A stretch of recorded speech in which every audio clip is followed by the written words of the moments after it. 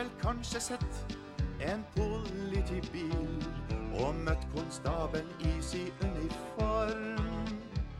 Men ingen bil er som lille Pelle, han liker fart og ula som en storm. Sjåføren hans heter onkel Rikard og har en bil som er i kjempeform. Hans navn det er Pelle og kjører på vei og gate. Han er svart og litt hvit og 3 meter lang. Men det rare med han er at han kan prate, han kan tenke og fly og trale en sang. La la la la la la la, la la la la la, la la la la la, la la la la, la la la la.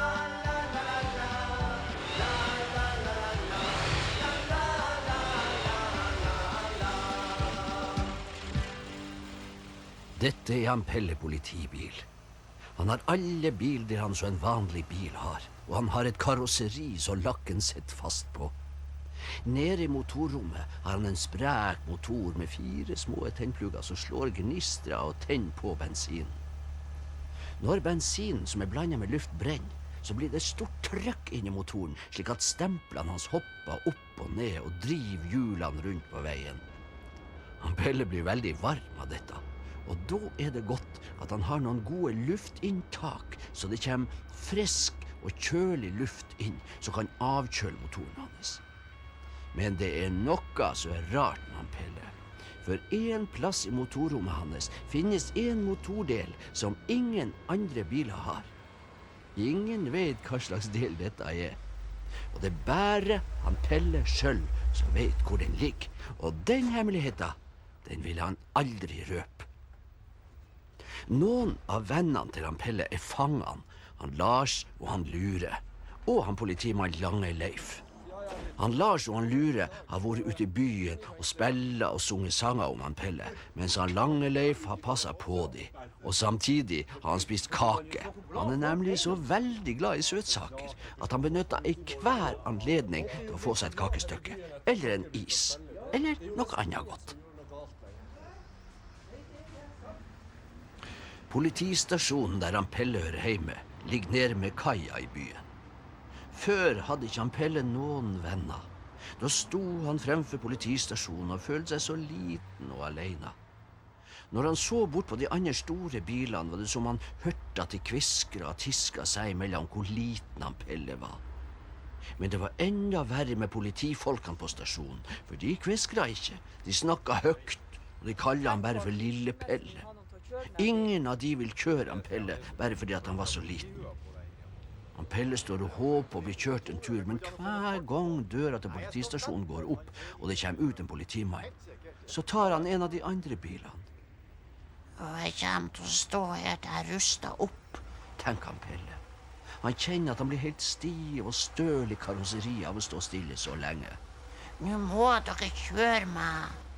Han hadde lyst til å rope det til politifolkene, men de ensa nok ikke han.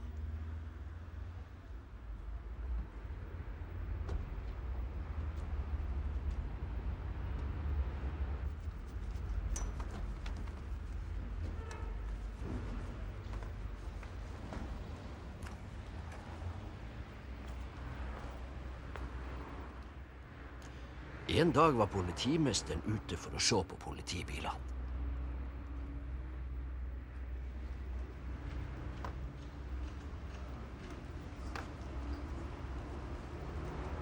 Du, politimester, kan ikke vi ta selv han Pelle? Han er jo så liten, du får ikke plass til å ha politihua på deg inni han. Men politimesteren sa at nei, det kom ikke på tale å selge han Pelle. Nå skulle han heller sette en annonse i avisen for å få en politimann som vil kjøre han Pelle. Så kunne de andre bare fortsette med å kjøre på disse kjedelige bilene.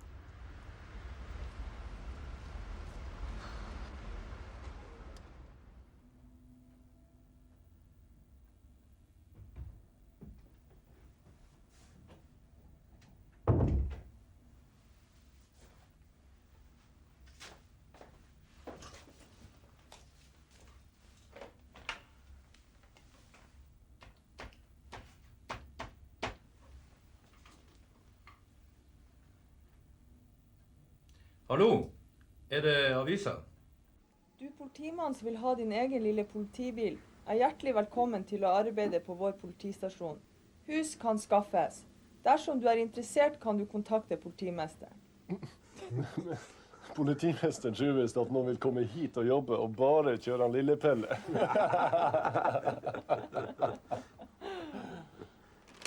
Dagene gikk og ingenting skjedde. Det så nesten ut som politifolkene skulle få rett i det de sa.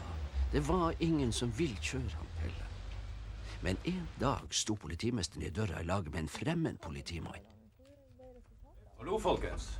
Det her han Rikard, og det han som skal kjøre han Pelle. Kjøre han Pelle? Ja, jeg har vært og sett på han, og jeg synes han kjempefin. Kan du en slags politimann som vil kjøre han Pelle? Han jo så liten at det jo nesten ikke plass i han. Det jo derfor vi kaller han for Lille Pelle. Nå, plassen jo ikke så liten. Jeg har vært og sett i han, og han virker helt passelig for meg. Jeg gleder meg til å ta han i bruk. For du har tenkt å gjøre lua når du ute og Du har den på taket. Du kan ikke bruke han til å ta en liten lysttur med. for liten motor. Kan jo bruke han som trøbil. Ikke bruk Nå synes jeg dere urettferdig mot han Pelle. Han like god bil som alle de andre politibilene. Og dessuten han mye mer stilig. Han Rikard blir helt fra seg når han hører hvordan de andre politifolkene flirer av han Pelle. For han Pelle nemlig hvit og svart.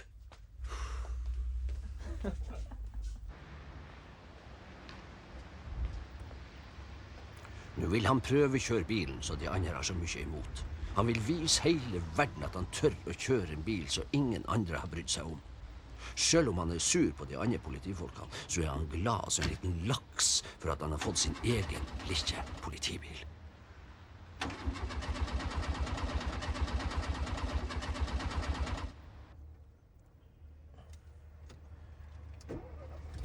Takk skal du ha. Det var litt rart at du ikke var i form til å starte. Det er vel ingen som har hatt motoren din i gang siden du kom til byen.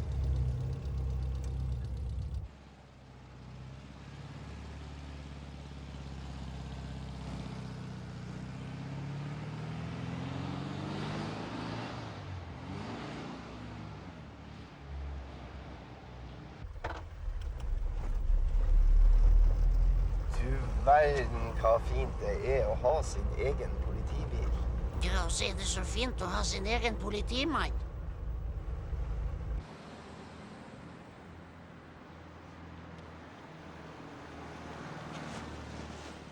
Mamma, se på den fine politibilen. Den ser mye koseligere ut enn de andre politibilene. Han Rikard så opptatt av å kjøre han Pelle at han ensa ikke borgermesteren som ute på sin daglige kjøretur gjennom byen med hest og kjerre.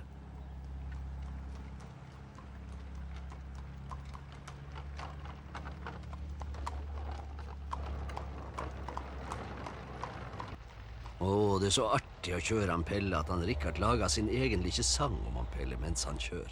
Men han litt genert for å synge den, så han nøyer seg med å tenke den. Pelle, du min politibil. Vil jeg i vei med 20 i stil. Gi deg så gjerne en første pris, min lille dollarvis. Veien blir fin, gatan så veien, asfalten laga av små stein, slett som et gulv og uten kull, venta på dine hjul.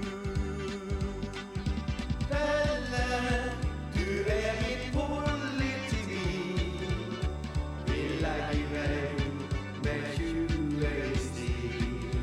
Gi deg så gjerne en første pris, min lille dollargris. Lakken så blank, så svart og hvit, skinner i sola litt hit og dit.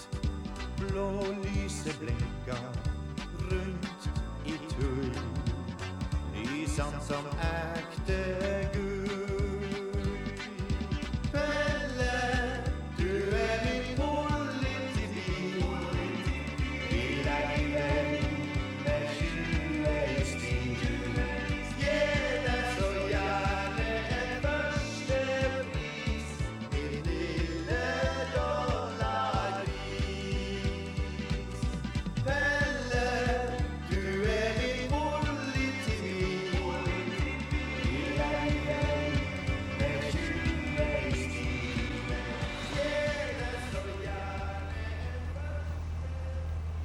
Richard har kjørt ut av byen og ut på landeveien. Han må jo prøve om bilen kan kjøre fort.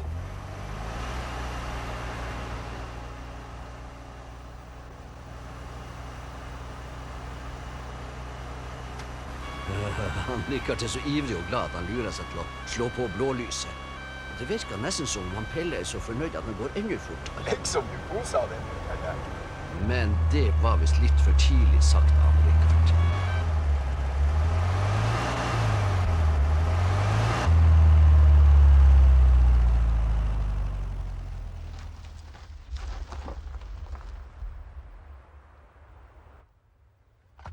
Hva skulle han Richard gjøre nå? Hvordan skulle han få motoren til å gå igjen? Selv om han likte han Pelle godt, så kunne han så lite om motorer at han nesten ikke så forskjell på en vekkerklokkemotor og en bilmotor. Hva var dette?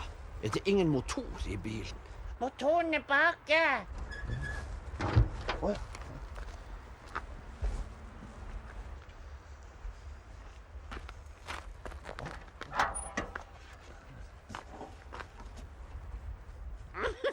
Det er kjetta. Han Richard skvett til og ser seg rundt, men han kan ikke se noen. Var det altså mørkt? Nei, det er ingenting som feiler her. Plutselig angret han Richard at han kom til byen. Han våget ikke å be om hjelp over radiotelefonen, for da kommer sikkert bare de andre politifolkene til å flire av han og den ikke politibilen. Det er ikke mer bensin igjen på tanken. Hva var det for noe? Jeg sier bare at det er ikke mer bensin igjen på tanken. Jeg er her. Ser du meg ikke? Nei, det eneste jeg ser er en politibil som ikke vil gå mer. Men da ser du jo meg. Jeg er den politibilen som ikke vil gå. Du finner en kanne med bensin fremme i bagasjerommet. Bare fyll opp tanken, så alt i orden.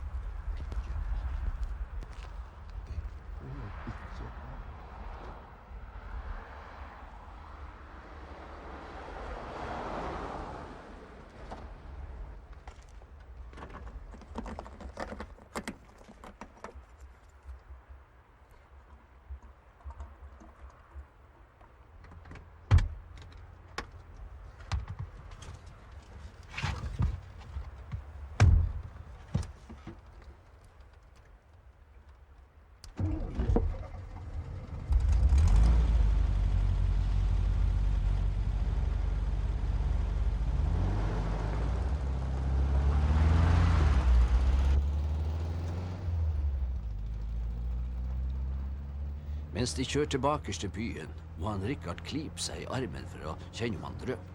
Men han kjenner også at det gjør ondt når han klyper, så derfor må det jo være virkelighet.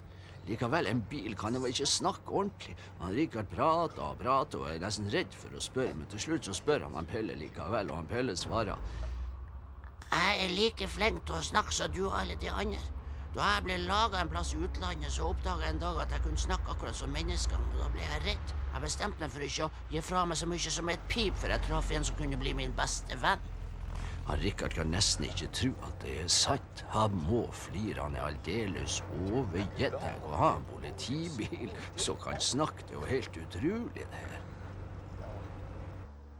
Ja da, det er helt sant. Da jeg hørte hvor glad du var mens du kjørte meg, så bestemte jeg meg for å snakke til deg. Du, Richard, du kan tro at jeg ikke hatt det helt lett siden jeg kom hit. Ingen har villet kjøre meg, nesten alle har villet selge meg.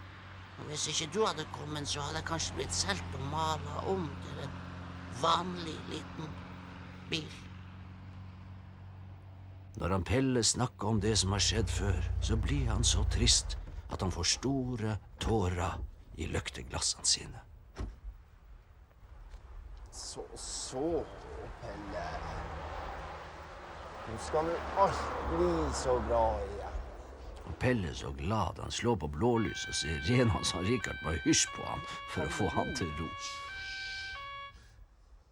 Nei, nå skal vi kjøre tilbake til politistasjonen, for nå er arbeidsdagen vår slutt.